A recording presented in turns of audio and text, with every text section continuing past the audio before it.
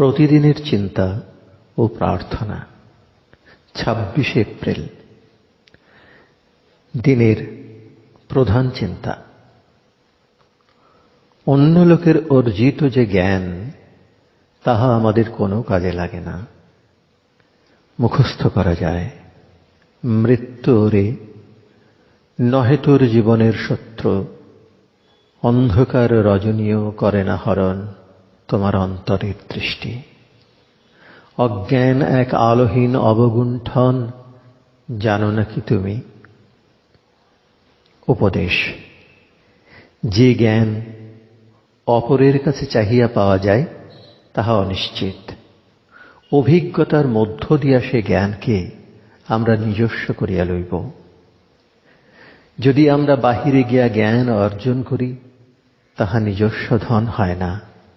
যে জ্ঞান সতত আমাদের জীবনের সঙ্গী, তাহাই যথার্থ জ্ঞান।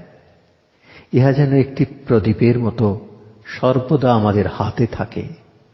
সেই একটি প্রদীপের আলোয় যাহা সব কিছু পরিষ্কার দেখা যায়, ইহারই নাম প্রজ্ঞা। প্রার্থনা।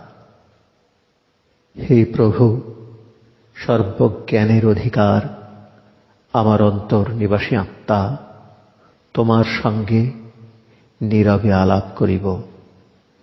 তুমি আমার সহায় হও। তোমার যে সত্য রূপ, তাহা আমাকে জানিতে দিও। আমি যেন অহরহ তোমার অন্তরের সঙ্গে যুক্ত হইয়া থাকি। আমার মন যেন উন্নত এবং হৃদয় পূত পবিত্র হয়। আমার দৃষ্টি যেন অন্তর্মুখী হয়। তবেই আমি তোমার যথার্থ রূপ দেখিতে পাইব এবং পূর্ণ আনন্দ ও শান্তিতে ভরপুর হইব।